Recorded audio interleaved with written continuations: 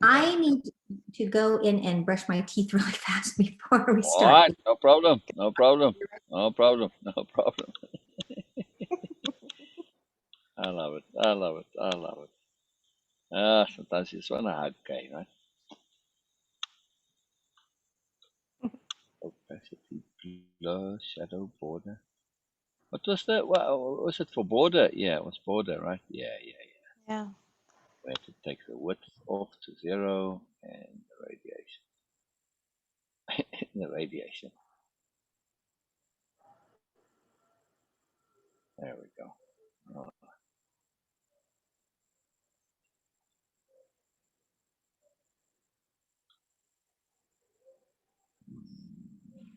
lost our line. Get Piella I don't know. to read the quote for us. What's that, Vina? Thomas didn't respond about my books. Oh, yeah. Well, he's probably waiting for you to message him. But he did say it would take a little while for him to do it, Oh, no? Or he not? said that this week, but okay, this week was already passed, and now the second week is almost going, and what to do? Leave it till next week, Monday, then you message him. I don't want to because it will that engagement was something I was avoiding in conversation. Well, tell him the books really belong to Sil. Not, I said I mean, yeah. So, no, I'm just saying, it's my gift to you. So, I don't know, this puts a bit of leverage on him. So, in terms of your responsibility, yes, you'd like to get the books, but, if not, you'd want them returned to Sil, right? that. Let's see what happens. I mean, that he knows they're not yours. You haven't, you know what I mean? They're a gift. He might just think, oh, well, it's Venus books, so, if I keep them, it's not the end of the world or whatever. I don't know. Like a gift from you in a way. You know what I mean?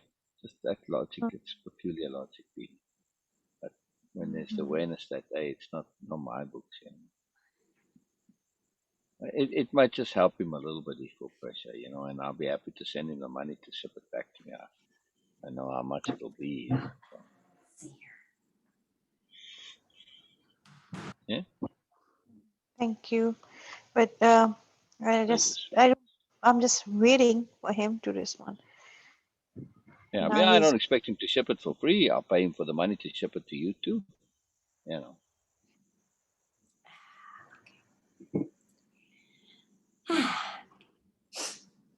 Oh, let's see. I need to get. See here. All righty then. How are you, Kay? How are you, Kay? I'm doing well. How are you? Most excellently well. Most excellently well. Good. Really Yeah, having fun. Having fun. That's really that's good. important. Really good. Yeah. Well, as you can see, I'm still in Oklahoma City. Wow. Background. yes. The weather has just been really awful, and we get a lot of ice here, and it's Did you get vanilla ice though? yeah, no, I'm afraid not. We get freezing fog and weird stuff like that, and so the roads are really slick. A lot of things are closed in town right now, and in Tulsa too. Wow. And I was going to go back up there yesterday, and it was pretty good here, but in Tulsa, it was still really icy. There's lots of car wrecks and all that stuff. So it looks like I'm going to be here for a while because All righty then. they said that on, I think it's Saturday, that we might have a wind chill factor of -25. Wow. And I mean, I don't. Wow. We were talking about that with Erica and the chickens. Yeah. Oh, yeah. They said like since 1983. And Wow. I didn't even live here in 1983, so I don't remember it, Wow. from back then. But Some of us uh, weren't Wow. alive in 1983. well, some of us weren't. Yeah. But Uh, this is something interesting, as you mentioned, 1983, because when this year wasn't even started yet, one of the astrologers says that you will see some incidents of 1983.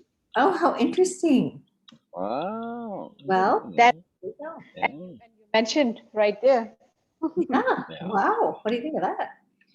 Yeah. That is Yeah. So I was discussing with Mama that, okay, do you remember any significant time period about that thing? And she says, yes, I will try to remember, because I said some astrologers are saying that you will right. see some theme of 1983 kind of. Oh, well, I don't really Interesting. remember that much about 1983. I lived in Utah then. Hmm. Um, so, and it was kind of funny because during that period, I was kind of, that was sort of my hippie period, where Hmm. where I was like, Miss Outdoorsy, and I was in the mountains in the desert and Brilliant. rock climbing and skiing and all that kind of stuff. And I didn't pay that much attention to what was going on, you know, certainly not politically. And I mean, even music and stuff, I wasn't paying that much attention. So I kind of Hmm. missed a lot of the 80s. And Erica was Yeah. born in 88. So, I was just kind of my happy go lucky, live in Utah, Hmm. you know, outdoorsy girl thing. Interesting. Yeah, I remember when I was in 83. I was in the army in 83. Oh, really? Hmm. Wow, I cannot even begin to imagine that. 2 years from mid 82 to mid 84. It's Really? conscription. Oh, yeah. Yeah. Where were Two you? whole blinking years. In Grahamstown in South Africa. Wow. Well, Grahamstown for the first 10 months, and then the last 14 months I was in Cape Town. For the last 14 months, I stayed at home. Really? I drove into work. Yeah, I worked like, 8 to 4 or something. Right. Wow. I Yeah, cannot yeah. imagine you being able to function in a that much of a hierarchical. Oh, I had a blast, Kay. I had a blast. It was fantastic. Did you? I had a whale of a time. Oh, absolutely. You got to know the system. Most of the time, well, in not all the time, but for the most part, it took a little bit of waiting and patience and diligence and Right. forbearance and discipline. But I ended up being the male driver, and the unit that I was in, it's a reserve unit. Mm, Much like the reserves here, the sure. National Guard, same kind Right. of thing. They pretty much come once a year and they do parades and stuff, and Right. sometimes they get called into service, but very seldom. So it was the same thing. So we were the HQ unit, and they had a lot of sub units all over the city, and so I would go and deliver the mail from Oh, our HQ to there. Yeah, yeah. So I got to drive around Cape Town every that day. sounds It was fun. fabulous. Oh, it was great. And then I got to play pool, snooker, not pool, Right. snooker, Right. on Right. the Yeah. huge tables at the Yes. Highlanders. And the Highlanders regiment was an old British regiment, from the Highlanders, from Scotland. Sure. Sure. Lots of tradition, and so the mess hall and the recreation hall was in that old wooden paneling, straight out of the British colonial era, Right. with this full size snooker table. You don't even see snooker tables commercially. Even you couldn't find them. So the sergeant major who was there, he'd just be the only guy there, typically him and the commandant, but the commandant would sometimes not be there. So he was all on his own. Now, somebody had to be there. So anyway, so he liked playing snooker. So, all right, when we came, never mind work. We played snooker for a few hours. Sounds It was like fun really to good. me. Yeah, yeah. So we drive, sometimes I had a co-driver. I figured out the shortest, quickest possible routes and drive like hell so that we could get our route done really, really quickly so we'd have more time for pool or, I don't Right. know, goofing off, going visiting a girlfriend, whatever we wanted to do. Whatever. Yeah. How Yeah. funny. Sometimes I would just drive through. It's called Bishop's Court. It's very similar to Bel Air. Just a Mhm. really beautiful, and it's on the slope of a mountain in where they have Kirstenbosch, the gardens. I mean, one of the most beautiful places, and from a fauna and flora point of view. It was Darwin's favorite place. All the places he went around the world was his favorite place. Yeah.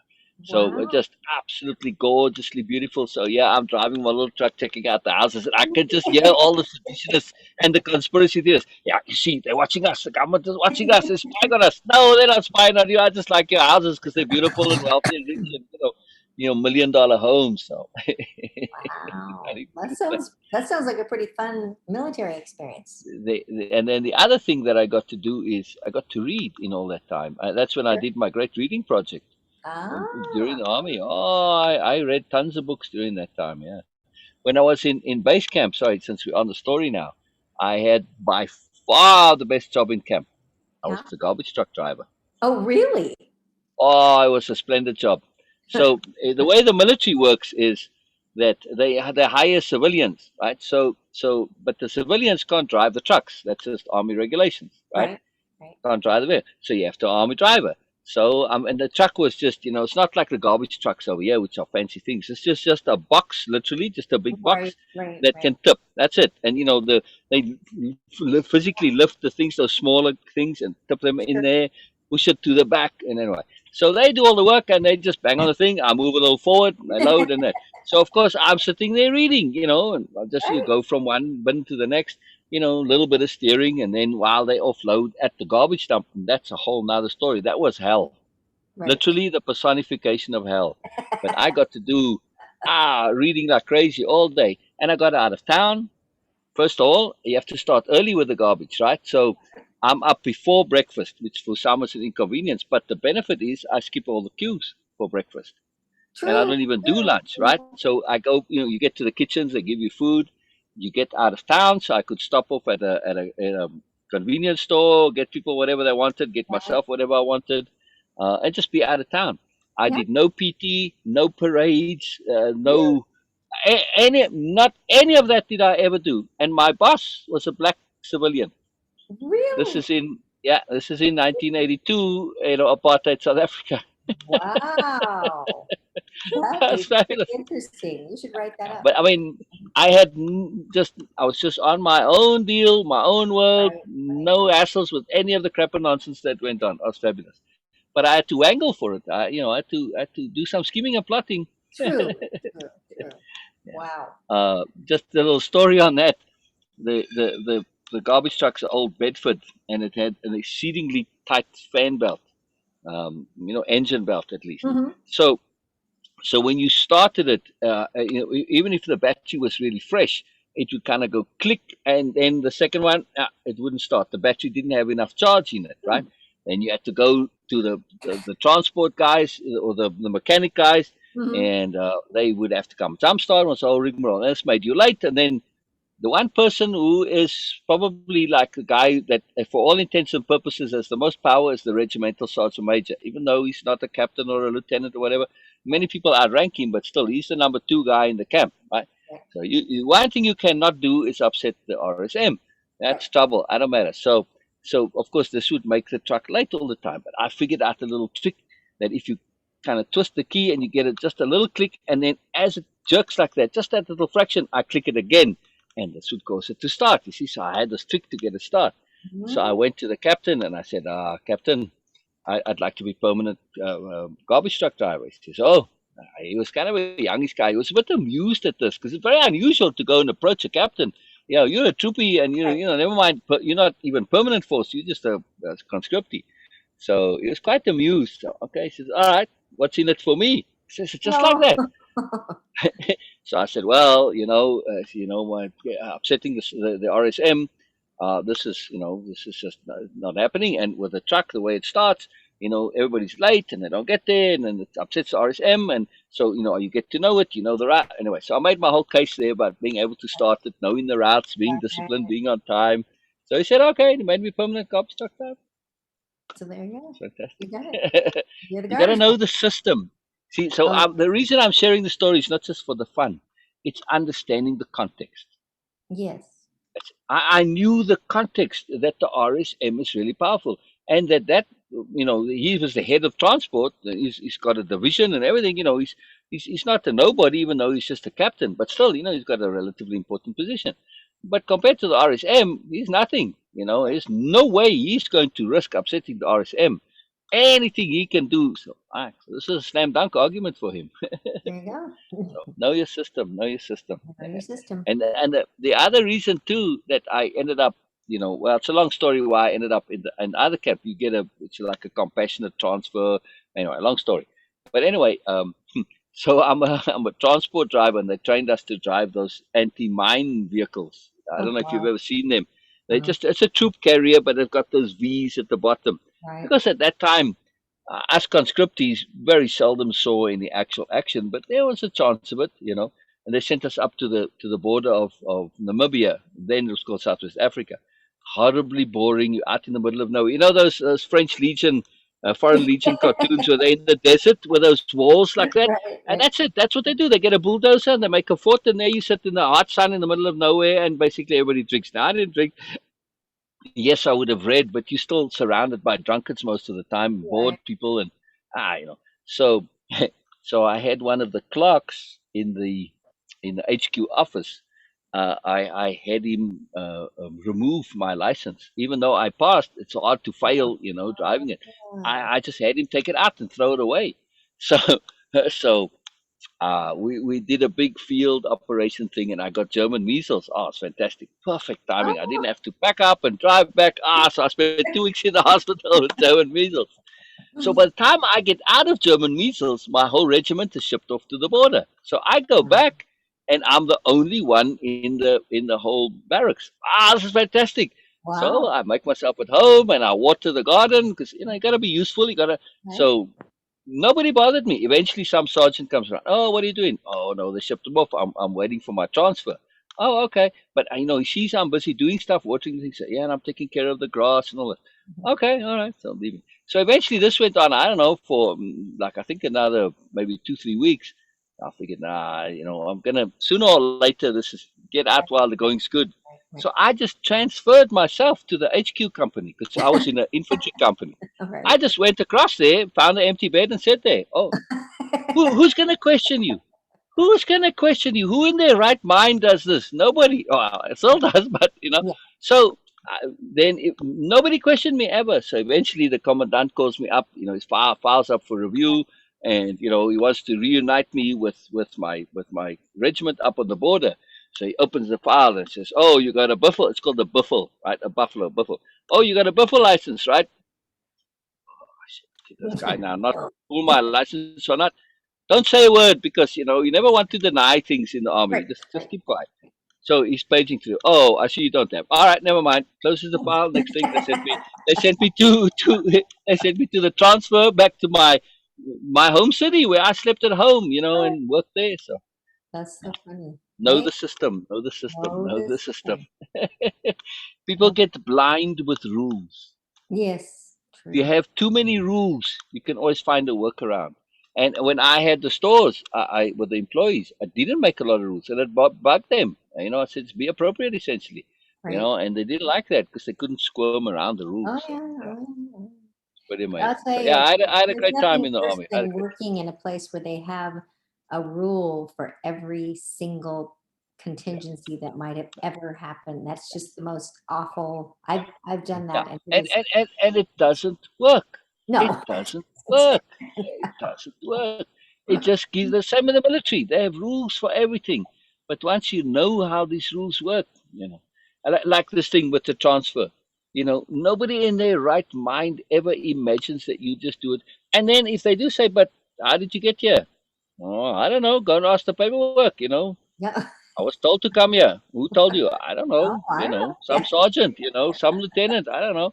Who remembers stuff like that? It's like, why are you blaming me? This is on you. You Right. know. Right. Yeah. Oh, And the God. moment that happens, then they don't even want to question because they don't want to get in trouble because in case they were supposed to know and they Right. didn't know. Right. Right. Yeah. It's fantastic. Fantastic system. It is a crazy system.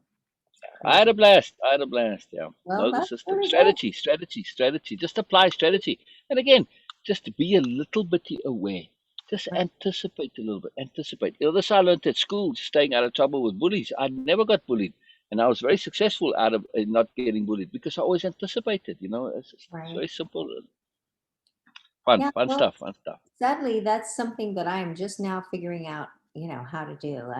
I'm glad that I am, but and I mean that's probably not true. I mean, I'm sure that Right. there have been instances, but Yeah. Yeah. Just I'm more more consciously deliberate I'm about more it. Yeah. aware of it now. It's more deliberate, which is is a good thing, you know. It's a joy. It's a joy. It's a joy. It's a joy. Yeah. And it's also interesting. I mean, I look at other people and even people on TV or whatever, and I can see strategy Mm. in that I didn't notice before, which Yes. is kind of Yes. interesting.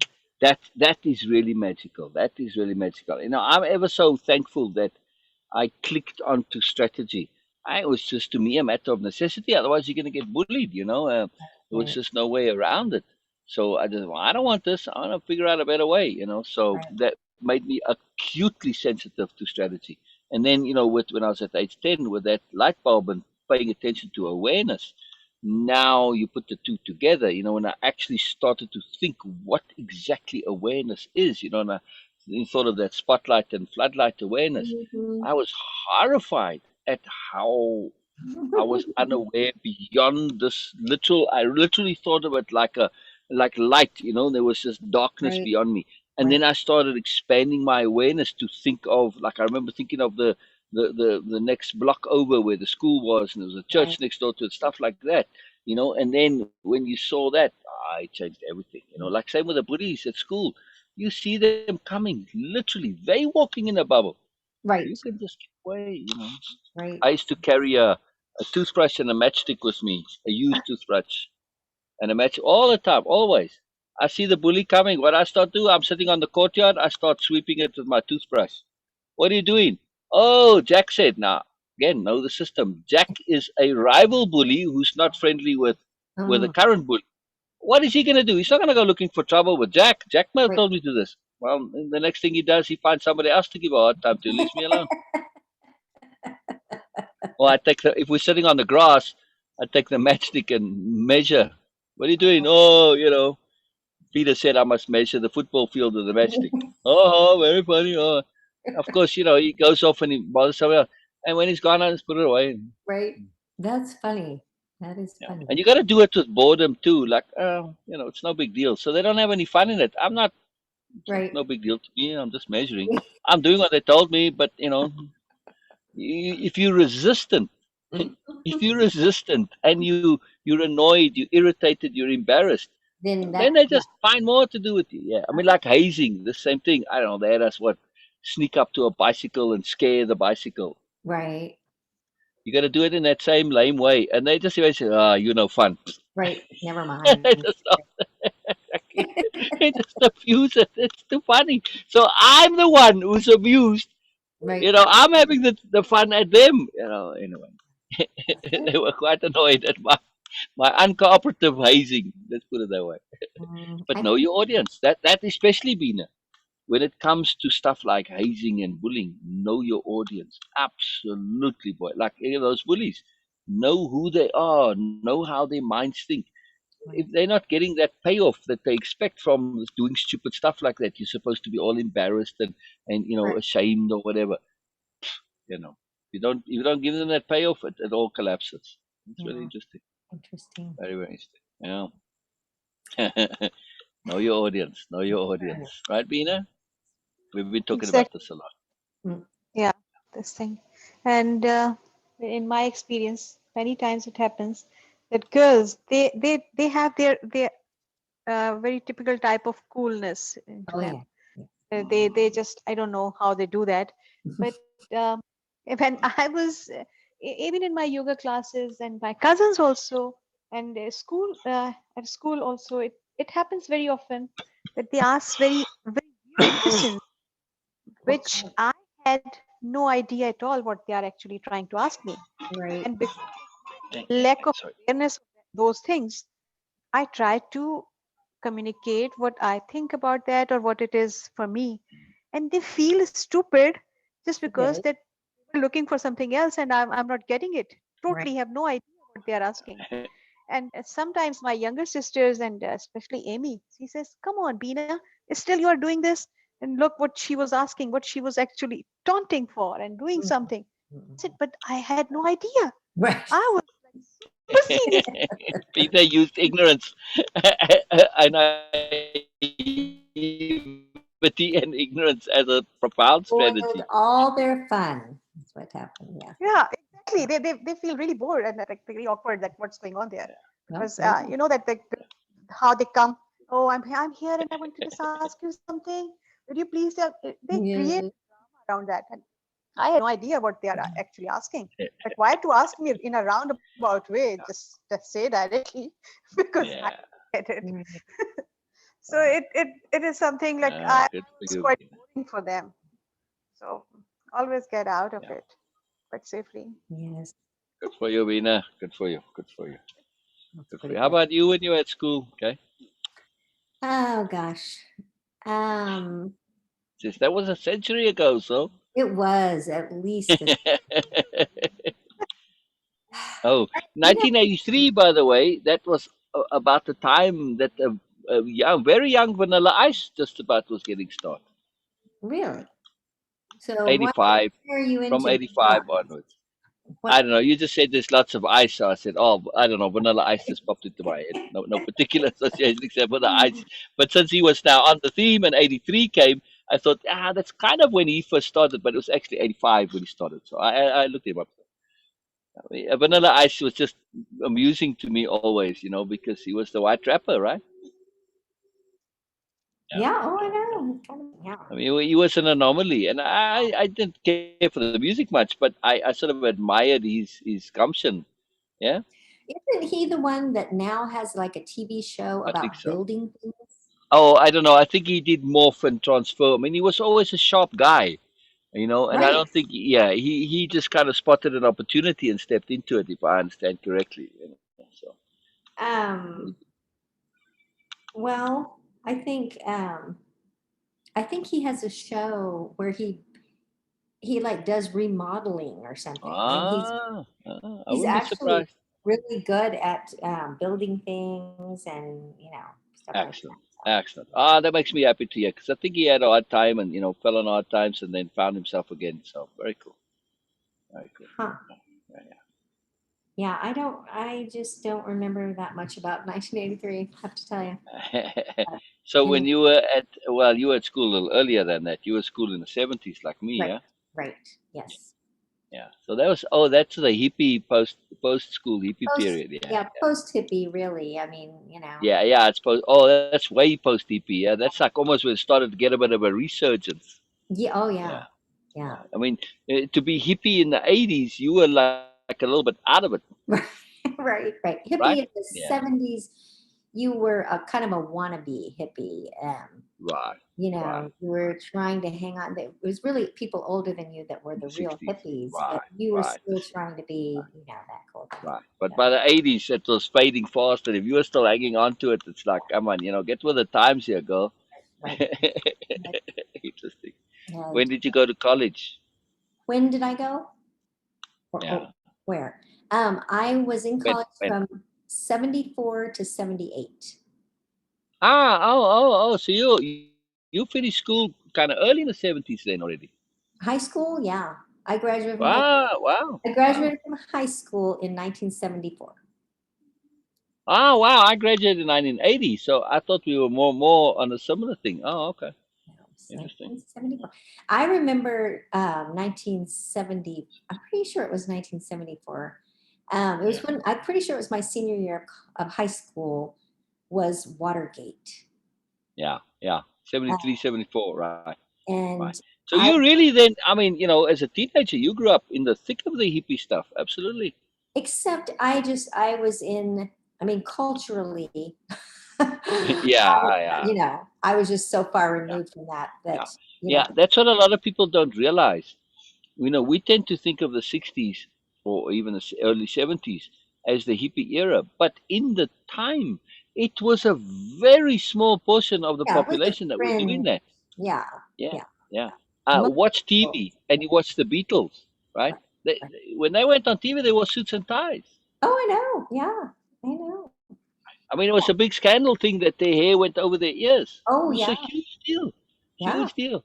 I know. So that's that age is the age of the IBM white shirt, Oh, yeah, where absolutely. white collar comes from, right? Yes, yes. It started then. So there was a lot of conservatism. So yeah, Oh, to yeah. be a hippie at school wasn't an option. Hippies were for dropouts and culture, and so you had to wait till you graduated before you could be a hippie, right? Well, I mean, and of course, I went to it was a church school, so, Yeah, yeah, yeah.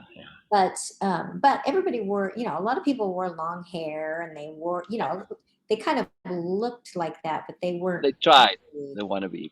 that was just fashionable. It wasn't really Yes, what you were correct, thinking, correct, correct. They weren't into the actual culture. They just liked the fashion. Yeah, no, no. yeah. It's very interesting. Very interesting. A lot of people don't, after the fact, it's difficult to know the precise nuances at the time.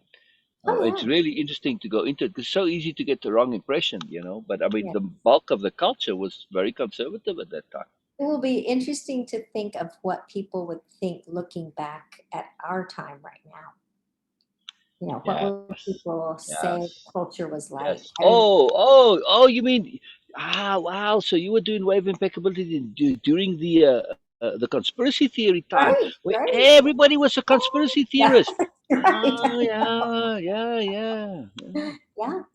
The- I was saying to Sue earlier today, I was talking about weird food, and potlucks in Sedona.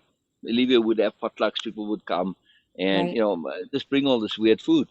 But everybody, I mean, I don't, Olivia knows everybody in Sedona. right. Um, and every single one of them believes a conspiracy theory of some kind. Every single one. And they're nice people. I mean, they're Right, not all crackpots and weirdos. Well, right. some of them are, but in general, they just everyday regular normal people. But you start talking a little bit, and I would hear it at the potlucks. Sooner or later, boy, conspiracy theory. Mhm. Every single one. Astonishing. Oh, yeah. Most Well, amazing things too. It was in the same way as you wore bell bottoms. right. You got to have a conspiracy Conspiracy theory theory, that you believe in. yeah. It's the fashionable thing to do. Yeah. Absolutely, absolutely. It's like eating the weird food. It's all Right, just right, fashionable. right, Yeah, right, right. amazing. That's true. That's so true. It's the end thing. Incredible, um, incredible, incredible. that's interesting. Well, speaking of conspiracy theories, I have not responded to Phil to his text. Oh. I just have kind of made the choice of not responding to that, at least at Brilliant, this point. brilliant, brilliant. And I don't know. That's kind of interesting. But It is interesting. uh, It's very, very interesting and powerful and powerful. Okay, yeah. it's So huge. It's huge. It's oh, it is. huge. It's It huge is. that you're able to, right? Hmm.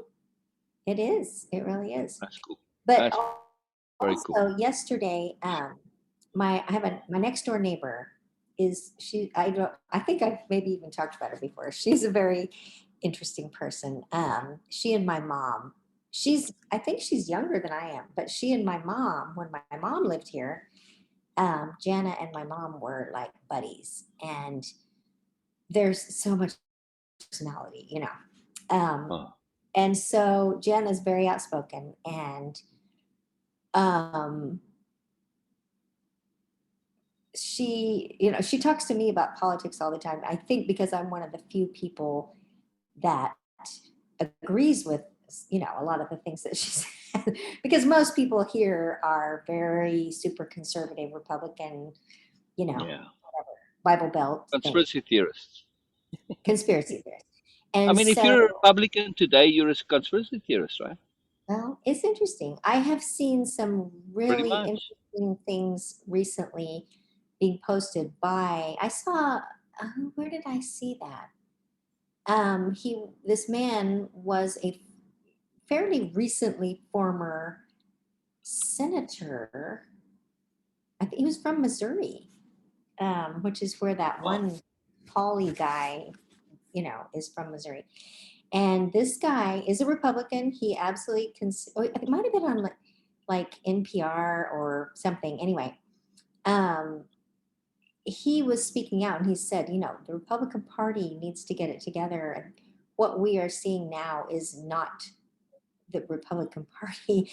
And, I mean, it was really interesting. And he was making the point. He said, there needs to be the normal old style Republican Party. It's a useful, helpful thing in our society to have that kind of a viewpoint. And what we have now is not that at all. And Correct. Conservative Party, in other words. right. And so If this party doesn't change to be called that, I'll be surprised. yeah, it was interesting. I think people are starting to speak out. Even Republicans are starting to speak out and say, this stuff is craziness and it's not who we are.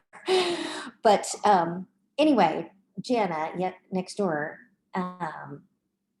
called and she said something about she talked about how there was an election yesterday that we should be voting in. And I had kind of forgotten that it was just a local thing. And so she said, well, we have a new polling place now. And she said, I am going to go run some errands and I'm going to go up there and I will have on double masks. And if you want to have your mask, it's like 2 minutes away and I will just pick you up and we can drive over there. And I said, okay. So we got over there. It turned out that it wasn't very well. A lot of people from our little district had gone up there thinking that we were supposed to vote and ward or section we didn't even vote, but we were talking in the car and I was telling her about the conversation with Phil. And I was telling her about what you had said that has just been so big for me and really just makes so much sense to me. And I think it just really needs to be out there more. And she said, this is so good. You need to write this up and, put this somewhere because people need to hear this. It was the idea about the revolution. And I was telling her about, patriots, and all that. And the idea was today is not the same thing. We're not in the same situation that the patriots were in 1776 because we have a constitution and they did not. No. And so they did not have a legal way to redress grievance. Right. All that. Right. And we do. And so if we, all those people, I can promise you, they probably aren't even registered to vote, let alone exactly. All of the things in the Constitution that give us a means of trying to change things that we don't like. If you're not taking advantage of those and you're just going straight from complaining to storming the Capitol, how is that patriotic? And how is that defending the Constitution? And whatever, blah, blah, blah. It is not, we're not in the same situation at all. Not even close. No. And I love the fact that the Constitution actually defines what legal valid protest is. Yes. I mean, and it even addresses civil disobedience. Yes, it gives you every opportunity. And people are not, I can promise you, they are not taking up on any of those things. They haven't contacted their representatives. Exactly. According to the Constitution, it is your patriotic duty to Yes, express your dissent in those particular ways, to exactly. use the mechanisms at your command. Right. And No here's excuse for you guys. No our excuse. founding fathers. What was it that they said? I think it was in I can't remember what it was. I think it was Thomas Jefferson. I don't remember, but where they said that they were risking their lives and their fortunes, and I mean, they risked everything to do what they did. Absolutely. Oh, And it's a if huge deal. we Yeah. had lost, they would have been killed, obviously. Right. And then think of all the people, in the military service who Right. have, Right. Right. Right. Right. So and when they exactly. Oh, sorry. Go ahead. well, no, I mean, Ah, they, all these people have literally risked their lives or yeah. given their lives Yeah. to protect this right that we have to express our grievances in a legal, Exactly. fair, whatever Exactly. way. And Exactly. when you choose to go outside of that system and then call yourself a patriot, Exactly. The irony is too huge. It's too huge. it's And tremendous. It's but tremendous. it's So willful anyway, ignorance, and it's that yes, we got to win at all costs. right. And I this is we right because of just well we right. So what they don't understand is that in that time of the revolution times, protest was illegal. Yes.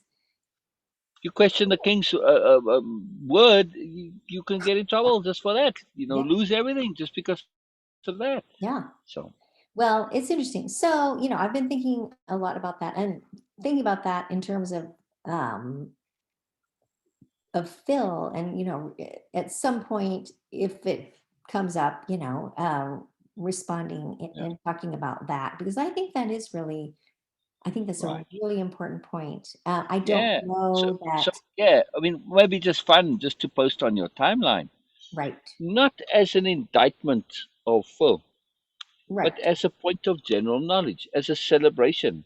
So as your patriotic contribution to just sharing, you Right. write an article on redress of grievance Right. and the differences between in the revolutionary times and after the Constitution, Right. and what the Constitution enshrines by way of redress of grievance. I think this is just something that, like your friend said, wow, I didn't realize this, and she's not one of them to say, No. wow, yeah, something. It's just again, you're not criticizing anybody, you're not condemning anybody, you're just pointing out something that is really Right. profound.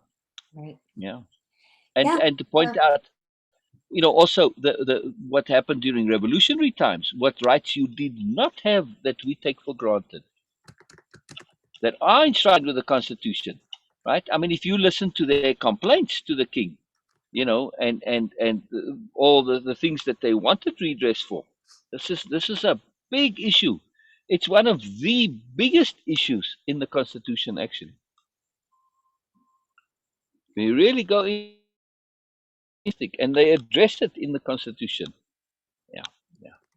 And tyranny, right now we're in this point where this the redress against tyranny, which is why impeachment comes in, right? And removal from office. Furthermore, they made specific allowance in the Constitution for preventing someone from holding office. So don't come and say this whole thing is unconstitutional. No, they made specific provision to prevent a ne'er do well from holding office again in the future. They were very cautious about a lot of stuff. Right. Well, it's like they thought about every possible contingency They tried. and put They it tried. in there. And then we are not taking advantage. I'm not going to say we, because I have personally, I am Yeah. registered to vote. I vote. I have contacted my representatives on numerous occasions. I've been to their Wow. office. Wow. I have And you protested. called them on the phone. I have been part of a protest, a peaceful protest, by the way. Exactly. I have campaigned for candidates that I felt, we Right. needed a change, and I campaigned and they won, and so it's made a change. I mean, I feel like I have done and participated in Yeah. the constitutional method of getting change happen, to happen. And Well, but I can promise you, most people haven't. yeah. Most Yeah. people don't do Ah, that. exactly. The And most. the people Yeah. who are Okay. out there storming the Capitol or acting like complete idiots, I can promise you they haven't done that. Why? No, no, because they're doing what's illegal. They're breaking the law. Yeah, And there is enough legal protest available to you that you do not need to break the law. And no, again, too, if you're a patriot, you got to respect the Constitution. What precedent are you setting? If you succeed, what's to stop me from using your same methods? And now what we have? We have law by force. exactly. Dudes, think about it. Think about it. Think about it. Come on. It's, Seriously. well, and was it this morning? I guess this morning I was watching.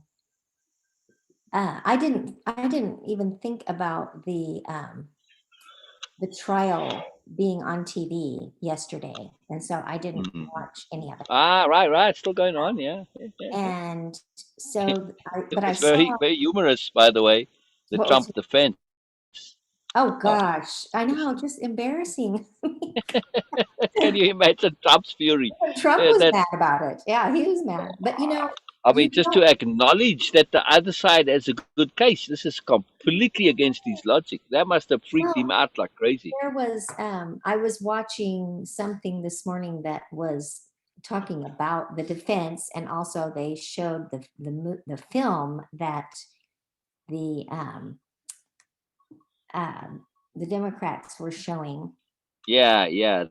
The clip they put together of all the protests. Right, which was On really. your TV, did they?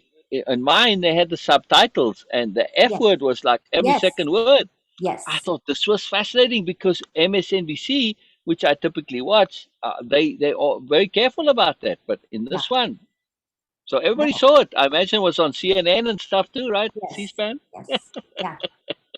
Oh yeah. It was very upsetting. I mean, it was really upsetting to watch. It was unbelievable to see how that. But yeah, but the defense, I mean, you can't fire your attorneys a week before you're supposed to start and expect, really expect to get a really good case going. But yeah, they were showing, it was on CNN, they were showing the defense lawyers, and one guy said, I think one of the best points made was made by Trump's lawyer. And he said something about, well, first of all, he said something about, if you want to change things, then, the people were smart enough to have a change of administration. And they were, I mean, it was like, which side are you on? It was the craziest thing. And then the other one was he was kind of suggesting that you you should arrest and charge Trump rather than impeach him. I mean, like civil court. Yeah, right. So he's saying like, oh, if you really had a case, you'd be arresting him. Right. Yeah, yeah, Which, hey, let's do it. yeah. But I was saying to Bina the other day, when we see gross stupidity, it's worthwhile to pay attention because it always we assume somebody's being stupid, but not always. I think that's what happened with Trump at the Not beginning. always. Right. I think for the first probably 2 years, um, people just laughed because he was Right. just so Right. stupid. And Right. and then somewhere along the line, and Erica said something that made me think, he's not stupid. No. And it was about the race riots and all of that he was Yeah. instigating. When you start to realize that he was doing that on purpose, and he Yeah. was doing it looking like he was stupid, Yeah. but he wasn't. Right. He was, you know, he was pretending to be stupid. Um, but I think a lot of us got tricked for so long by just sitting back and laughing at him because it was just so ridiculous, you know? I'm sure you probably had the same thing. You get a Facebook message and somebody says, "Hey, baby," and you think, "Dude, whenever's that gonna work?" And you're like, "Seriously, you know?" But I had a client once, right? And the prostitutes were part of his regular thing. Oh, He had a Facebook profile, no picture, not one single post, and he used this to solicit prostitutes. Yeah. So wow. he would say, "Hey, baby," for the prostitute, this is you know who your customer is, know your audience, and he would get the response. No response, and he knows well this one isn't because you don't always know, sometimes, and okay, not this one, next, So it's amazing because Wow. he said Facebook, in the old days it was a harder time to get them. Facebook made this wonderful because he would travel as well, So yeah, the fascinating things you learn sometimes. But I you don't think of Facebook as being that. I'm mentioning this because there's another side to Facebook, obviously, And I just like, wow, you just opens your eyes a little bit. And he said, yeah, it's all over the show, So yeah, Well, the thing makes is, sense. Facebook is like everything else, and like we were talking about the other day, anything can be a tool or a weapon. Exactly, And, exactly, exactly, Facebook can be exactly, what it was exactly. supposedly intended to be, or it can be used for all kinds of other things. So Right. it's really about the intention of the person. Exactly. And actually, in this particular instance, it actually does some good. It gives those women some freedom and independence.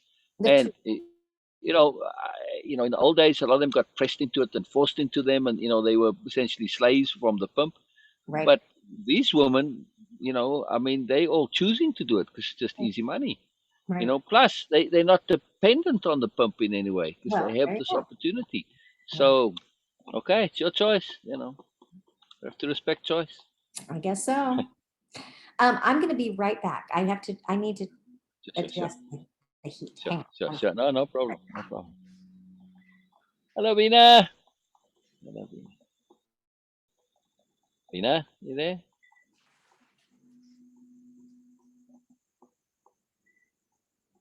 Yes, I'm here. Hello, Vina. Hello, gorgeous.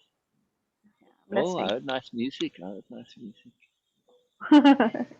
It I like was on hearing your TV. music. I like. Oh, TV. Yeah. How is everybody there, Vina? I didn't ask today. How is everybody? Yeah. Good. Good. Okay. Yeah. So when you guys are Interesting moving, stuff, Vina. Interesting stuff. I want to get onto the slides. We already got an hour into this, but it's yeah. all relevant and pertinent, So it's Oh okay. yes. Oh yes. Yes. I would like to see Kay do a paper on redress of grievance. Okay. Have you seen uh, okay, Sue's post in the group? No, no, no, Oh no. yes, I'm looking at she it. shares a long post Oh, wow, wow. Maybe she heard what I was saying with to her who was picture. I saying when to Janelle. Remember, I was saying to Janelle about making the post and about how potent and valuable it is. Remember? And I Yeah. thought Sue was listening very intently to that. Now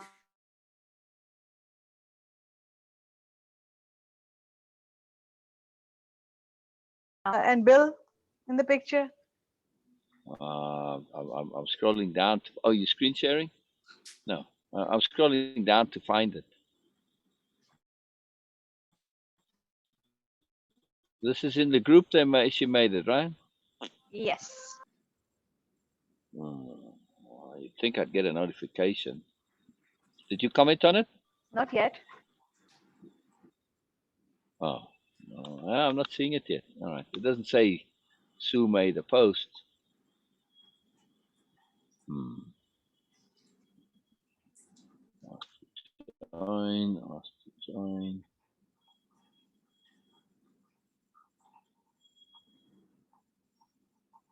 I am 326, commenting on a lot of stuff. Yeah, wow. Wow, no, nothing. All right, let's go see recent.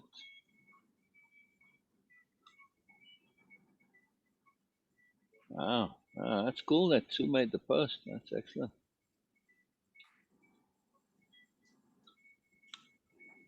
Refresh this one. Very good indeed.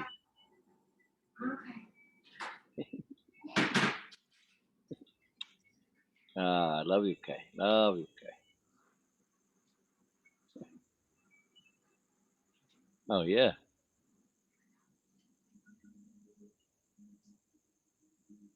Hmm.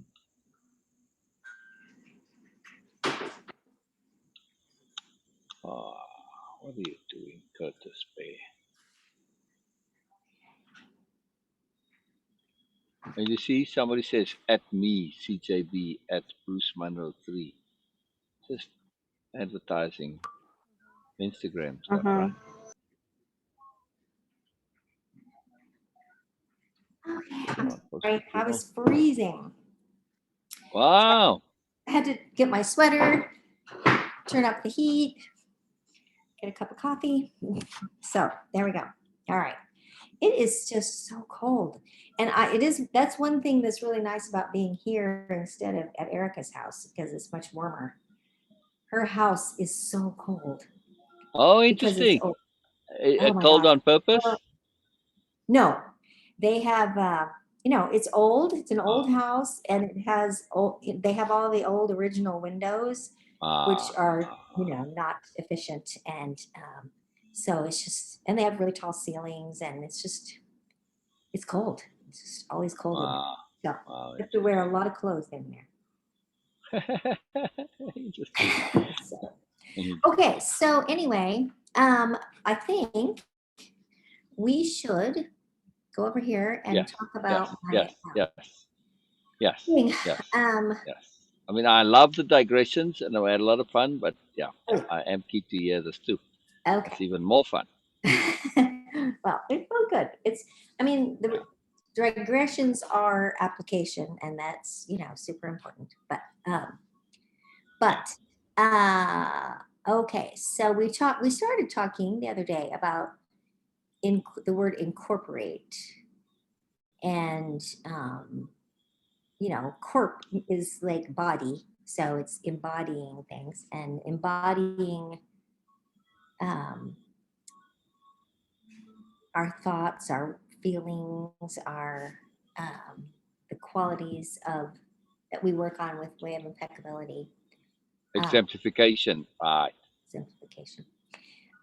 Okay, so I don't remember if I didn't mark that we actually did any of the slides, so I'll just start with No, my. no, we didn't. We didn't. We didn't. We didn't get to do any of them. Yeah. Okay, so this is my repeat back for the first one. Owning ourselves, our words, thoughts, and feelings means they are in our bodies as well as our minds. When we incorporate our thoughts and feelings, our self conceptions, our intents to goodness, we shift that intent to our body. Hmm. Impeccability, sobriety, joy, self trust take physical form in our bodies. Um, and my repeat back was incorporating my intents means making them part of my whole being, including Yes. my body. Yes. Yes. Yes. That Yes. was part of that definition of incorporate means to take in or contain something as part of a whole. So, and I think that is a really good and really interesting thing to think about is the whole. And we did talk a little bit Mhm, about this the other mhm, day, but mhm. about physical, your body, your feelings and your thoughts are actually a whole. It's a one thing, and so we need to make sure that we have our intents are included in all of those parts of our being, including our bodies, which is kind of the last thing you think of, really, but it is really important. At least it's the last thing I have thought of. So, number 2, we must shift our intents from merely being ideas to having them fully in our bodies. This requires a conscious practice of attention. The deliberate habit of doing so is how we make the shift to power. I found that really interesting. So, my takeaway was shifting my intents from ideas to actually having a physical form as part of my body requires habitual, deliberate practice of attention. The result is the shift to power. Practice of attention. And that is something that I am working on just in general. And so I find that helpful. If we look at this point about attention and power, how is this related to you and Phil? How is attention Yeah, related or how to? does it come into being or play, or how is it materialized or manifested, or how have you utilized it? Just anything in that conversation with Phil, or just a whole change in relationship. It is amazing. It is Yeah. it is genuinely amazing. And the fact that I have chosen not to respond um, is indicative of a shift of power in in my thinking. I think the whole idea of choice is, to me, choice is really related to power. Um, and a lot of times, I mean, just in general, if you feel that you do not have a choice, you feel powerless. Exactly. Exactly. So, and I mean, the attention part, I mean, there's a lot of different ways of looking at that, but part of it is just a kind of awareness. Yeah. Uh, Exactly. Exactly. Exactly. And it's so simple. So simple. So right? simple. I mean, it is, but But it's huge. But huge. But huge. But huge. Right. I mean, if you think back in the day with Phil, of course you had a choice. If somebody asked you, "Do I have a choice?" You would have said, "Well, yeah." But it would have been a, well, yeah, yeah, kind of, sort of, yeah. yeah, kind of, sort of, yeah. But if pressed, if put on a lie detector, say yes, technically you have a choice, but do you feel that you have a choice? Right. No. Now you Yeah. do feel like you have a choice because you're Right. paying attention to particular Yeah. things. So the attention has given you power. Yes. Yes, that's true. That's another aspect of it. Yeah. Um, You're paying attention to very particular things in that call with Phil, right? oh yeah. Yes. Yeah, I know. It's so interesting. It is. There's a lot. There's a lot involved in that for sure. Mm, mm, mm. Um, the next one, it was super interesting. I thought this is. What are you doing? What are you doing? Say the next one, the super interesting one. Sorry, Sarah was like Oh, eating oh, something. sorry. All is energy. Energy is all Mm, ideas, thoughts, and aims. Becoming aware of this fact allows for integration of this energy within our bodies and our experiences. All is energy, not outside you, but within. That was yeah, my repeat back. yeah, So um, that's kind of big. That's pretty big. yeah, My yeah. takeaway is and I haven't looked at this in a few days. So, awareness of the fact that everything is essentially comprised of energy, and there is really only one energy, not separated into individual compartments, allows me to incorporate this energy in my body and in my experience.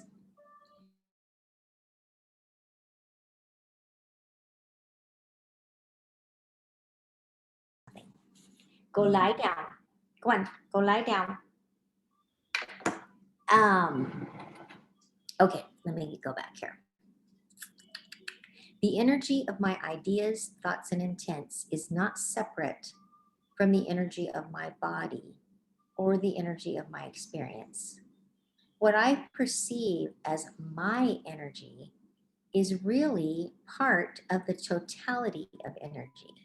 The undivided one is not fractioned into pieces or separated into bits. There is really only one energy. My thoughts and intents, as well as my body, are part of this undivided whole. Energy may take different forms, just like water takes different forms, but it is still energy. Water may be ice or steam, but it is still water. Energy may be perceived of as an idea or a physical form, but it is still energy. Mm-hmm. Exactly. Exactly. It's So I've been amazing thinking how this energy about thing, it's such a big deal. Yeah. it is Right. a big deal. It's a really big deal. Is It is a really, money a representation of energy? absolutely, yes.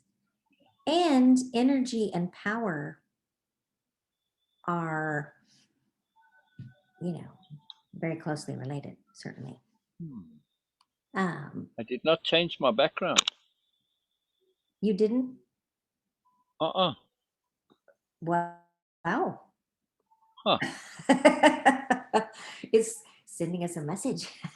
I guess so. I don't even recognize the picture really. Wow. What was the picture before? I can't remember what the background was. It was an abstract design. Oh wow. Yeah. Yeah. Bina, you see this? That the picture changed? Maybe Bina changed it. Oh, No, no, I haven't done anything. you did. How did I? Well, it's Oh, I don't beautiful. think you can. Beautiful picture. I like. Yeah, it's fascinating. Sleeping Beauty, Yeah, I like it. Sleep Beauty. right? Okay. Mm. Kind of. Yeah, Sleeping Beauty. absolutely. Very interesting. Wow. Anyway, I just noticed it. It's like, wow, how did Yeah, that how did happen? that happen? I've never ever seen this happen before.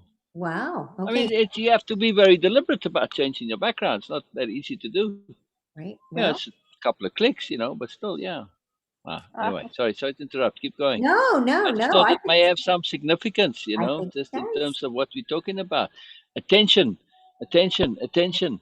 It's like, wow, something to pay Really, attention to. So that is super interesting. stuff can happen without us being deliberate, but if we pay attention, we can notice it. That's right. Good point. Mm, mm. Um, so Wow. I've been thinking about.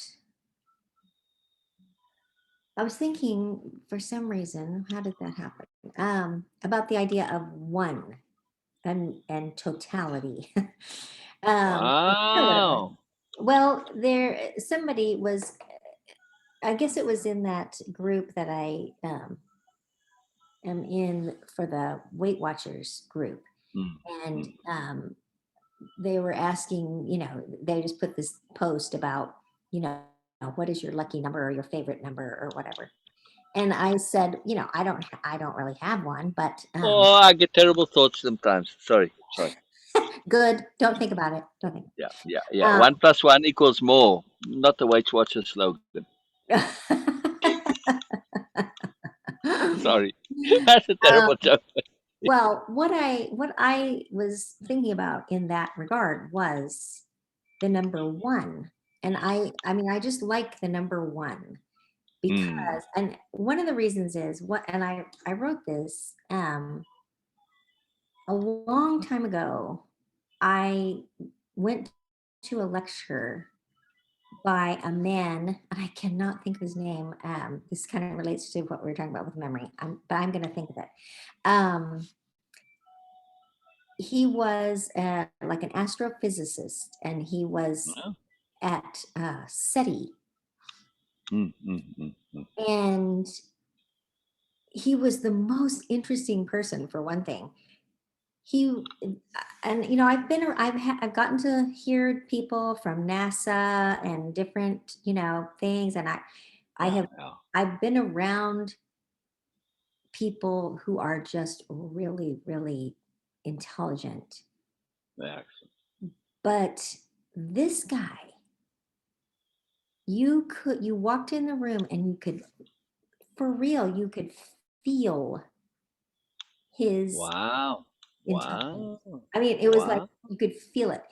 How long ago was this? It was a long time ago. It was a very long Uh, time ago. Um, and I mean, it was like there was this atmosphere that mm. you could feel. It was the craziest thing. He was super interesting, Wow. but he was a good person. It wasn't like he was weird about it. Yeah. It was just Yeah. Yeah. Yeah. It wasn't an egghead, in other words. no, not at all. But he and he said when he was a little child, he decided to try to count to 1,000,000 or some number. I don't remember what it was, some really big number. And Oh. he just I have a story for you on that. yeah, well, he figured out that he couldn't, that it Yeah. would take longer than his lifetime to count, or whatever number it was he was trying to get. Oh, that's very interesting. Um, but anyway, he was talking about numbers, and he said something about how really the number one is the biggest number of any number Wow. because it is all. Mm, And mm. Yeah. that just like blew my mind. I was like, Mhm. wow, and so that is, to this day, it still blows my mind, and it still is Yeah. the idea of being undivided, being the biggest and the most Yeah. powerful Yeah. That's is very cool. That's really very cool. cool, really, really cool. He also talked about, and I wish I could, I mean, like I said, this was a long time ago, and I'm not promising that I'm remembering it all correctly, but Oh, I no matter. because he was a space scientist, basically, he had done a lot of thinking about the universe, and all of the people that I heard at that time talking about the universe were so interesting because their minds were just so far out there. Mm. They're included.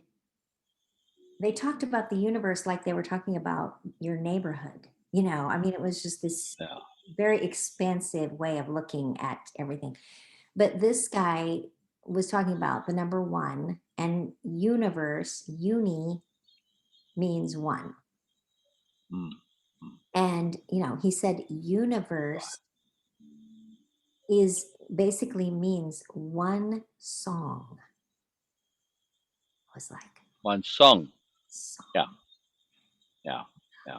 I mean, Yeah. wow, that was Yeah. just Verse. The old meaning of verse is song. right. Exactly. And Yeah. I mean, think of that. The universe, I mean, I don't know. To me, that's sort of mind Fabulous. Oh, blowing. I love that. I love that. But when you One think song. about energy, you think about undivided, there really is only one energy. And it's not necessarily divided up into little pieces. We might see part of it and experience part of it over here and over there, but it's really one. And what we see, our own energy, isn't divided up into our physical energy, our mental energy, our emotional energy. Those are not separate. They're all really just one. Yeah. Exactly. Exactly. So our intent or our goodness or our whatever has to be expressed in all those parts, in physically as well as in our voices or whatever. It has to be done physically in our bodies. Mm. I don't know. It's something I'm just thinking through, but I find really interesting. That's potent. That's very powerful. Ah, cool, cool, cool, cool.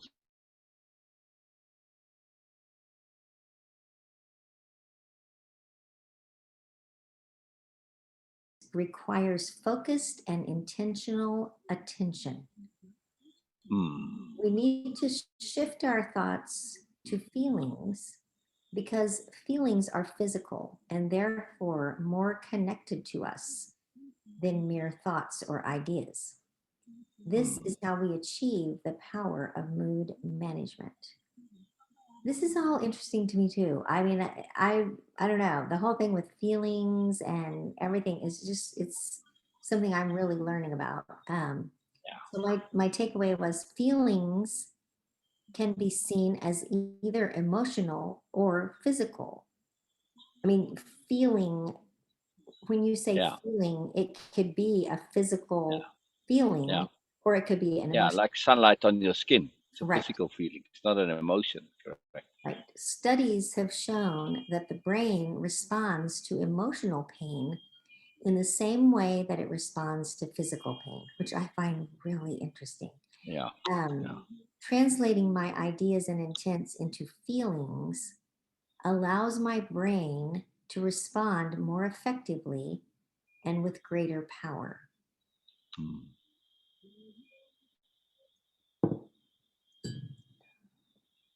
And with greater power.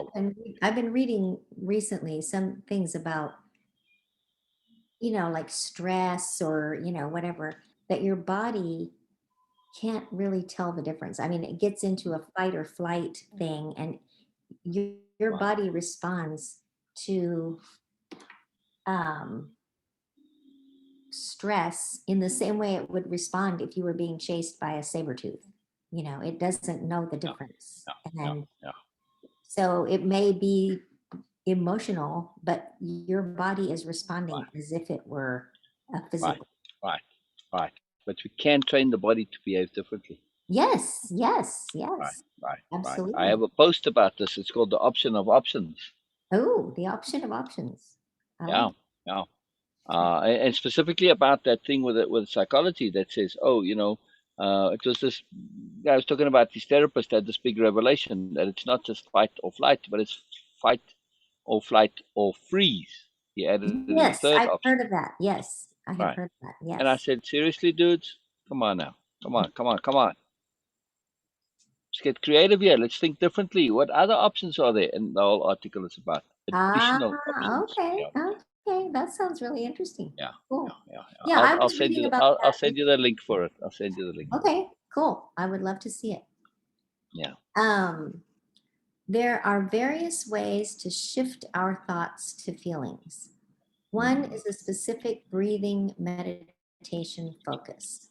We start by feeling the stress and tensions in our bodies. Then we shift to feeling the intent behind those stresses and tensions. There's always an intent behind every bodily tension. We may not have intentionally chosen that intent, but it is at the root of the tension. My takeaway was seeing the intent behind the physical tension allows me to examine that intent and determine if it was consciously chosen or just mindlessly accepted without conscious thought. It may also be an inappropriate application of goodness. Mm. Mm. Um, Or just sheer flat habit. right. Yeah. Yes. Okay, Well, I sent it to you in Facebook, the link. right. Yeah. In case you don't think to look in Facebook, I don't know. Um, all right. Worry is a good example. The underlying Yeah. intent of worry is to ensure safety and security. This is a good intent, but when it is applied as worry and stress, Mm. it Mm. is inappropriate and unhealthy. Yeah. Yeah. My takeaway is this goes back to the original discussion of inappropriate application of goodness. Yeah. Our thoughts and intents, if they are inappropriate applications of goodness, can be expressed as actions or as bodily feelings or conditions. This whole thing, I mean, it's really interesting to me, the idea of the tensions in your body and looking. And Erica said that's what she does with Kathy all the time. And but I haven't had that experience of, thinking about what's going on in your body and then looking at, what is the, I mean, you can see a mental cause for it, but then to go beyond even that to what was the intent, Yes. Yes. it's another step Yes. further back. Yes. Yes. Yes. And in the Mourners Project, we're doing now. I made another one of the courses that I've been making, and it's feeling and believing. It's that article on the feeling and believing, but as a course. So Mhm, we not only look at intent, but we look at causality that is actually sort of its own thing that mhm. can be extraneous for no good reason, but self-reinforcing causality. Belief reinforces the feeling reinforces the belief, and those operate in a third space, as a separate Right, space from us, our thinking, from our rationality, our logic, our sensibility, our character, and we end up feeling stuff that I don't even have any intent to feel this, but I feel it right, anyway. So, but then we go from the intent to the belief, because belief and intent very much related. right, right. Which is that is all so interesting to me. Yeah, yeah, very powerful. It's, and to me, it is a great example of thinking things through to the end. Mm, mm, Going farther back because I mean, a lot of times you say, well, my shoulders are up here like this. Well, why? Well, because I'm worried. Well, right, that's not far enough back. Okay. right, Why, right. and not only why am I worried, but you know, taking that feeling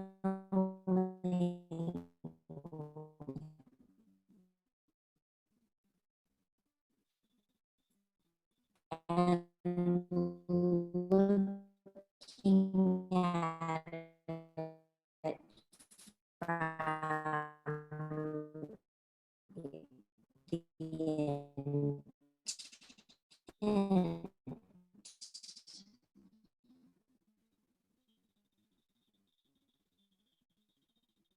I don't know. At the beginning, we was just a human. Yeah, Yes, was down next everything. for me. So Yeah, yeah, yeah. That we're talking about attention and power, right? It's kind of the theme that we're on, right, right? If you look at that, the power that comes from paying attention appropriately right. with appropriate perspective, kind of a zoomed out perspective, through the lens of module one, session one, slide one, right? Saying, I am good. Right. Oh, how come I did stupid stuff? Right. Well, two and two makes four. You put those two together, when you reconcile them, the only conclusion you can come out to from a pure mathematical point of view, right? Just algebra is, well, you got goodness and you did silly stuff. It has to be inappropriate application of goodness. Right. Right. Attention is powerful. It's power. It is very super powerful. Yeah. Yeah, I have to keep looking at the background and thinking about what we're paying attention to. Yeah, yeah, yeah. Me too. I'm avoiding looking at it because it'll get you too distracted. So, Babina likely will tell us what it means. Oh, good. I hope she will. But at the end of the session, Good. we'll ask Babina. So, Okay, good. All right. Okay, we can breathe into that worry or stress a different tension. We can repurpose it into determination or confidence that we will handle whatever comes along in the future. Or we can repurpose it into trust or whatever works for us. So, this is repurposing worry mm, into determination or confidence that we will handle it or there you go. trust. There you go. that's and to me that was what we were doing when we were looking at the inappropriate application of goodness was Exactly. kind of Exactly. repurposing. If the Exactly. intent is good, but the application is inappropriate, we can reconcile it into an application that is appropriate. There you go. We There don't you go. have to remove it, we have to change its form. This may require perspective or context shifting and awareness. Um, and I have written down here ice cube example. I'm having to remember what I was writing. If you have a cube shaped piece of Mhm. ice, but you want it to be a sphere, you can melt the cube, put the water into a spherical mold, and refreeze it. If we have tension in our shoulders, we can melt it into its underlying intent, Ah, into an appropriate form, and use the mm, energy we were putting into tense shoulders in a better way. yes, yes, yes. You use a different mold, Right, right? You make it liquid and then you remold it. right. Wow, nice analogy. Nice analogy. Very And cool. I mean, I think the big point for there, and I don't know if I talked about that, but the biggest point for me is a lot of times when we have tension, like, for instance, tension in our shoulders or whatever, um, we think we need to get rid of it. Correct. Correct. It's not necessarily that we need to get rid of it. We need to put it into Right. a different form and Exactly. use that energy in a Exactly. different way. Repurpose it. Right. Exactly. Exactly. And here's the thing. In architecture, there's a term called tensegrity, which is Mm, appropriate tension. You have to have it right. in buildings, otherwise they collapse. Right. Oh, yeah. Right. Yeah. So Exactly. it tension integrity, in other words. You have to have some tension in the body. I mean, look, when you're anesthetized, you can't move. Right. All your tension's gone, right? Right. So, I Right. mean, you can't even really, if you, I don't know if you've ever been fully anesthetized and you're awake. Oh, It's not pleasant. no, I haven't. No. Well, Oh, when Erica was born, they gave me, I don't remember what they called it. What did they call that? epidural? I think it was an epidural. I did have an epidural. Okay. So Right. you're not feeling Right. Right. like from your waist down or whatever it was, Correct. Correct. Correct. but you are conscious. And so I Right. guess that would fall into that category. And it isn't Right. pleasant. But It's what really I mean is when you weird. lie and your body's like, super heavy, you maybe woken up from Right. something. It's not a fun feeling. You No, don't feel alive. You feel kind of no, dead. right. So we need appropriate tension, in other words, to function. Yeah. Well, it's true. It is true. And something, what was something I was watching, and maybe I was watching it with Erica because it was about guitar, I think, and how you have to have the appropriate tension on the strings. Exactly. Exactly. And Oh, actually, that's what tuning is. that's what I Tuning was is going to say. absolutely That's tension. that's attunement is appropriate Right. tension. Yeah. Right. Hmm. Right. Interesting. Okay. Right. Brilliant. Okay. Brilliant. Brilliant. Brilliant. Brilliant. Brilliant. Uh, okay. And then I think I talked to you about this part because it was about the part on my when I went on a walk and noticed the tension in my shoulders, and I kind of equated shoulders to responsibility, and I said I Yeah, I noticed. want to hear more about that. So Yeah. if you don't mind, go into that again. I really want to re-hear that. Okay, here, let me just read what I wrote because I don't Mm, remember. mm, mm. I noticed tension in my shoulders. I felt this was an appropriate sense of responsibility. I reasoned that responsibility is a good intent. It requires self trust, foresight, strategy, self discipline, care and concern for myself and others, and many other impeccable qualities. It also requires perspective shifting and discernment to know if a responsibility is truly mine or not. If Mm, not, it requires a willingness to let go, to trust, to back off, to see the big mm, picture, etc. mm. I repurposed the tension in my shoulders to the intent to be responsible.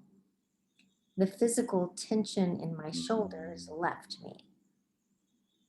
Hmm. So I'm not, Ah, I like that. not I like that a lot. I'll pass that on. those are That's very, very cool. I very think, yeah, that's repurpose. That's exactly it. Determination, responsibility, integrity, impeccability. Very cool. But it's nice to think of it specifically with the shoulders, because that's precisely it. You're bearing the weight of your world, but it's right. inappropriate responsibility, which is worry and anxiety. Exactly. Oh, exactly. Um, okay, now this part I just barely got really started on, but this is so interesting. Owning ourselves, our words, thoughts, and feelings. I already wrote that. Somewhere in there, I don't know why this is a restatement of the first one. I'm not sure why. Our face, posture, and stance change literally and figuratively when we own ourselves. Yeah. So I really got started looking at face, posture, and stance. And I Mm, said those three, that is three places where our intent easily shows itself in a bodily form. mm, Um, and so I just started by looking up things about those three parts, those three things. Face, the definition of face, so interesting. The noun form of the word face means the front or surface of a thing, especially one that is presented to the view, which there's a lot there to me Ah, on that. there's more. There's more. There's more. Is that the only definition of face? That's the noun version. Ah, The verb is to confront and deal with or accept a difficult or unpleasant task, fact, or situation. And it is the oh, opposite of turning your back on something. there's Is, more. There's another one. um, it said the only other thing I have is it says the archaic definition means presence or Mm, sight, a means of identification or identity. presence. All right. So what about the Japanese Mm. understanding of face, or to Oh, lose face? right, That, right, but it's also English. What does to lose right. face mean? It's not in their definition. See, dictionaries, don't trust them. Well, it's a good place to start. That's Yes, I know, but I just don't trust them. Is what I'm trying to say. right. I Be understand. aware. Be aware that just space and limitations. But that's not just the Japanese conception. It's also the English one. To Right, lose face, right? right, right. So what does that mean? To self-respect. Honor, integrity, Right, conscience, everything. I mean, to lose face. This is when you commit seppuku right. or harikiri, depending on what you are. Yeah, harikiri is suicide. Seppuku is ritual suicide. By the way, Wow. there's a difference. Oh, okay. Oh Well, yeah, ritual suicide's a whole rigmarole. It's a yeah, very big ceremony, and I don't want to you do know that. No. Yeah. you dress up for it, and you have your friends standing by, chop off your head if you don't do it properly, and it's a whole thing. Ugh, But doesn't but sound. there's a logic to it. That's It literally is losing your face. exactly. They But chop off but your there's a head. logic to it. It's really interesting Yeah. because it is a profound act of atonement. You Okay. want something really gruesome and grisly to make up for this absolute Lose and gross grizzly. Yeah. horror of your lack of integrity, you Right. overstepping your bounds, and doing something that's conscienceless. So it's a gross act of energy restoration. Talking about everything being energy. Right. Right. Wow. Your pain, your suffering, because it's a gruesome way to commit suicide. You stab yourself in the gut with a dagger, and then you move it aside, you move it back again, and then up into the heart. If you survive that long, gut wounds are incredibly painful. They're of the most painful at all. So it is absolutely horrific way to go. but you doing that self-inflicted gross Right, pain, right, right? right, And right, again, because you self-inflicting it, you kind of making up for the gross pain that you caused, right. giving that energy back. It's a fascinating kind of a logic to it. But Well, that's something. that is. Okay, so Energy, your faith, energy. your honor, your integrity, your self-respect, your no, you go lie down. Um, yeah, there's a lot there. There's a lot there. But then, that just really makes you think about how do you express your intent through your face? Wow. Maybe the question slight difference. How do you how do you feel your intent from your face? From your face or on From your no, from your face. Very particular. You looking at it from going outward, but I'm saying use your face to go the other way. In other words, set your face to feel an intent. See? Feel intent from your face. Okay. Set your jaw to be determined. Set Right, your shoulders to be responsible. Set your eyes, your face, your brow to be responsible. What happens to your intent? You start feeling that intent, right, don't you? right, right. So face can determine who you are. And this is why to lose face, it's losing yourself. That's why it's the end of the world when you lose face. So you lose your face, you lose yourself. Yeah. Yeah. I wrote that wrong. Okay. Okay. So always be conscious and aware of yourself and make sure that your face is expressing who you are. And then you're not worried about losing your face or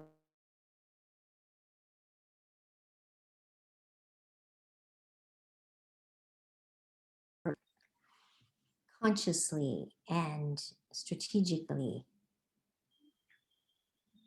And That's what integrity is, right? right, Things fitting together, things fitting snugly together, no leaks, no holes, no cracks, right, right? No flaws, right? Fitting together. right. Okay. Seems like there's a lot of other sayings that we have. I'm not thinking of them right this second. Ah, Doesn't Bina, seem Bina, there's a please lot. make a note. Sorry, Kate, to interrupt you. Please, Bina, make a note. Idioms, particularly physical idioms or idioms involving physical expression. I want to make a little course on that. Okay. Losing face, carrying the weight of the world on your shoulders, being wrapped Right. up in yourself. There's There seems dozens like of. there's a lot of I've studied this for a long time. I find them ridiculously fascinating when you apply them figuratively and literally, both together. Yeah. Did you make a note, please, Bina? With those other two, with with overwhelm and what was the other one Think, that went with overwhelm? thinking, how to think. Yeah, but there was a simpler one that went with overwhelm, not just how to think. Came up Yeah. today. I have my notes. My notes. Oh, please, yeah. So add it wherever you added those. Please add this to that. What you thinking, Kay? Okay. Overwhelm. yeah. It feels like there's a million of those, and I would be interested They in kind of are, looking and at they are inordinately. I've studied this for a long time, and it's so fascinating how much is revealed, how much wisdom, how much sensibility. Sometimes not always, but it is to really understand these things because these expression comes along from a deep familiarity. And you right, say, "Oh, loss of face." It's a very physical, literal thing. Okay, when you see somebody who's experienced loss of face, they can't hold their typical pose of their face. They don't right, have that pride of being, that sensibility, whatever. It's all gone. and you Right. see that you can it's something, it's something, but you can Wow. also restore it again. See, I always want to look at the usefulness and the value. This Sure. is one of the things that makes way of impeccability. Always we're paying attention to application, which is usefulness and value. Right. So when we And say, also oh, transition. You mentioned that. that's it, transition. Yes, that was the one. That was the one. So when we look at the usefulness and value, we say, oh, I see somebody who's lost face because of depression. They bad marriage, whatever. Something. How can they restore it? By deliberately starting to put on a face that is appropriate and to deliberately restructure it, to deliberately take on things like responsibility, integrity, etc. It's very powerful. Very, very, very powerful. A very underserved aspect of everything we do. Deliberate physicality, in other words. You felt that. You felt a lot of that with the Yes. Russell Yes. Westbrook Yes. walk. But we Yes. want to take it even further. We want to have deliberate physicality every single moment that we can. Talk about where habit really, really is our big, great enemy. We think of habit as little things and this being irritated, annoyed, whatever. No, it comes in how we carry our physicality. Right. This is a second to second, a moment, literal moment to moment habit which determines how we are. Not Yes. just how we feel, but how we are. And when we look at how we feel, our feelings determine our perception of reality. Right. It's an unbelievable business. Unbelievable business. It, When you're in a bad mood, you wake up in a bad mood. The world is full of bad people. All the politicians are corrupt. The children don't listen to their parents. And there's garbage in the streets. Blah blah. Right? By the way, that comes from a speech from Socrates. I think I've read that. I read that. Yeah. Yeah, yeah, yeah. Yeah. So People can read but it then now when you're and in a good mood, it's all fun. It's all gone. That doesn't exist anymore. right. It's true. I think it's really, and I think that's one of the things that I'm finding so interesting in this session, because I have in the past I have thought of habits and feelings and all of that stuff being separate from my physicality. I think of it as, I mean, habits. I think of it that as just being my behavior, um, based on my, and it's not. It is actually your physical body as well as Exactly.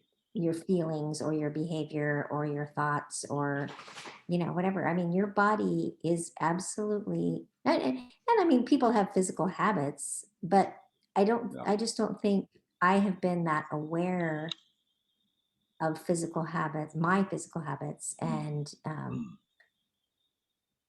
I don't know, I just find it really interesting. So I have a quote for you.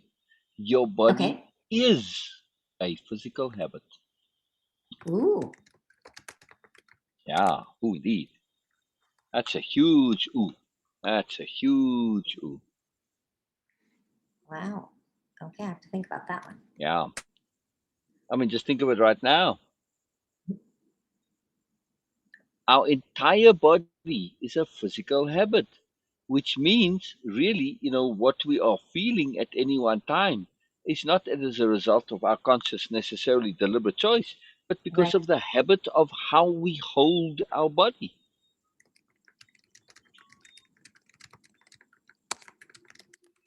Well, that's a good point.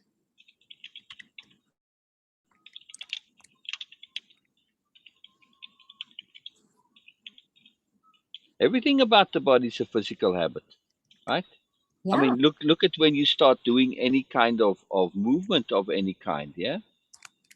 How any dance, any physical activity, any sport, suddenly you start to really be aware of, oh my goodness, Right, right, right, right. why, Yes. again, you walk like Russell Westbrook, you realize your physical habit that you perpetually have, right? Yes. And Practice interestingly enough, deliberate mood shifting and shape. utilize your body, change of posture and stance and face, and Well, you we see, haven't gotten to oh, the posture and this dance yet, but yeah, really think about those exactly, aspects. exactly. the body is a physical habit. I'm going to add that into the course right there. Yeah. Wow. That Yeah, is yeah, that's thought provoking. yeah. What are you doing? What are you doing? Come over here. Come on and lie down. She's just really having trouble with not getting the attention. Speaking of attention, just lie down. She's been being She heard you when you said attention is power.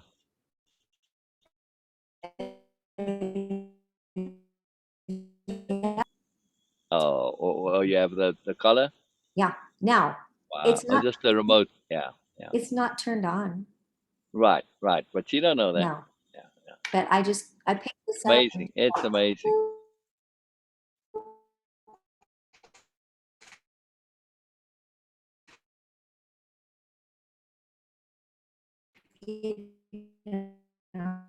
She pays attention. This Yeah, is yeah, yeah. attention management. She is. Oh, I know. That's a nice word for saying. So I kind of got off into this thing too about your eyes, eye contact. I think is amazing how our brains are totally wired for eye contact and Yeah.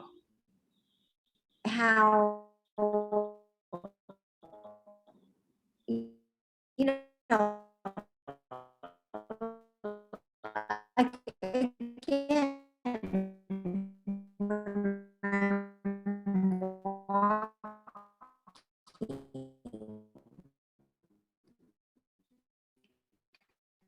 I'm um,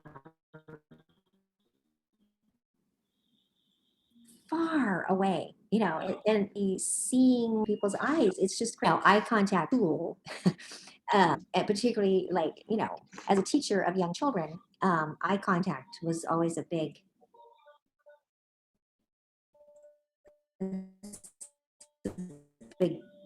thing for it's so funny how you can do it. I mean, especially with little kids, because that's really the only people I've practiced it with particularly. Yeah, But yeah, yeah. you just, and I mean, same with Sarah. You just Yeah, look, and it's yeah, not yeah, even that yeah, you're. yeah, It's not even that your whole face is in that. It's your eyes. And yeah. I used to practice. I used to embarrass Erica terribly when she was little because Poor thing. I would practice. I would kind of practice my eye contact skills and see how far away I could make it work.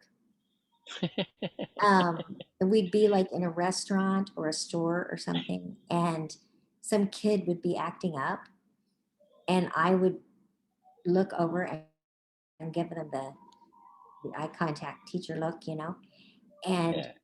I mean, I try to see how far can I make that work, and you would be amazed at how far you can make that Yeah. work, and how it has this instant effect. I mean, I don't know. I just think it's interesting. So, the idea of face is one thing, but eyes is, Yeah.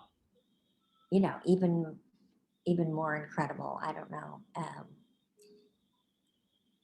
And it also, I don't know. I think it's interesting that the whole habit of looking at your phone all the time instead of looking at other people. Um,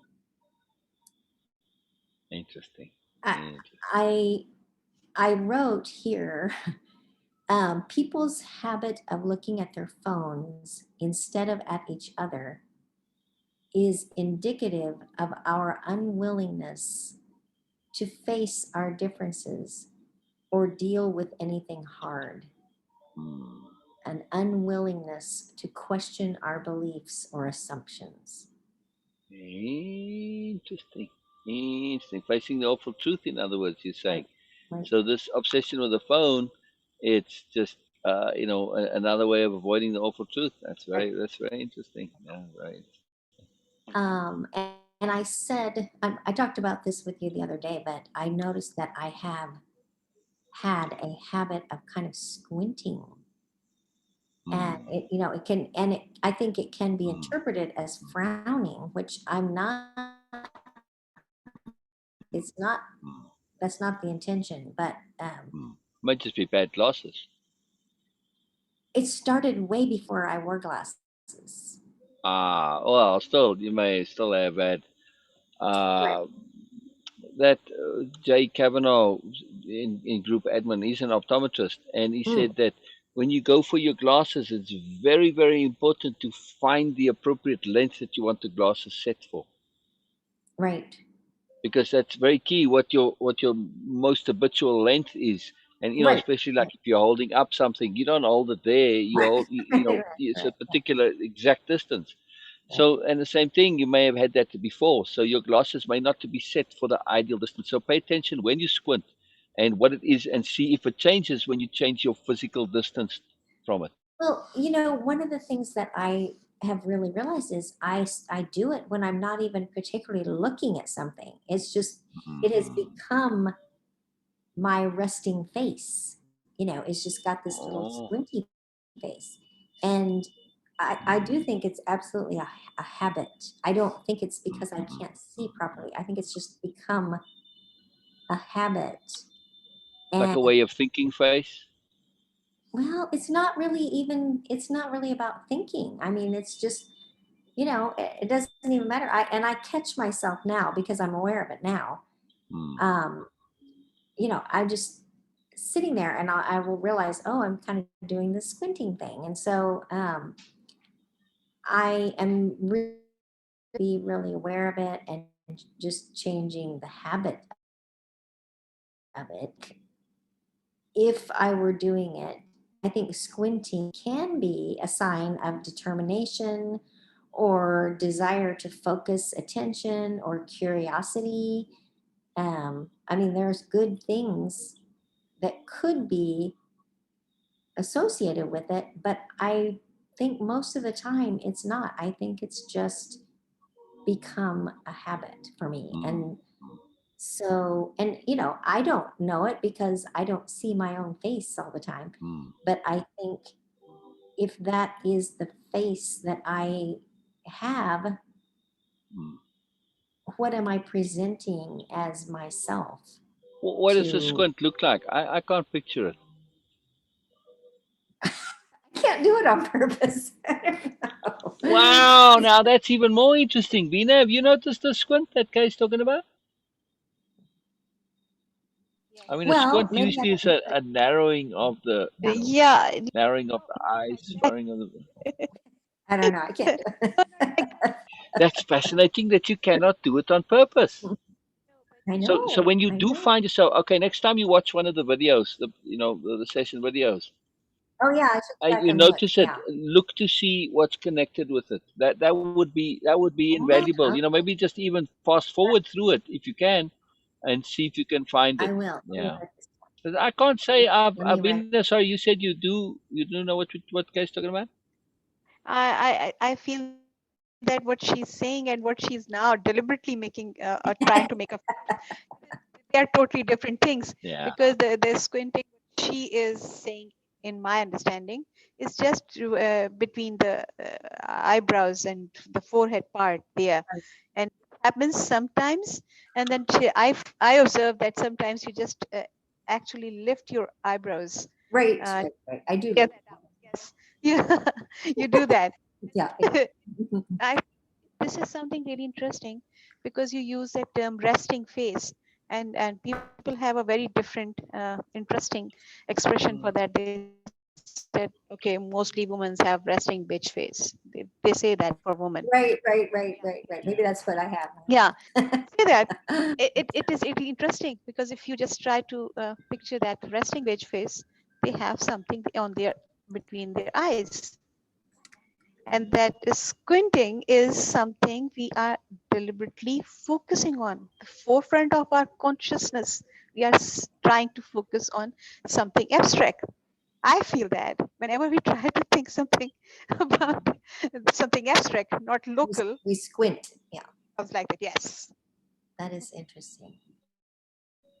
Yeah, I'll have to look. I'll look back at some old ones and see. Yeah. See, I think that would be interesting.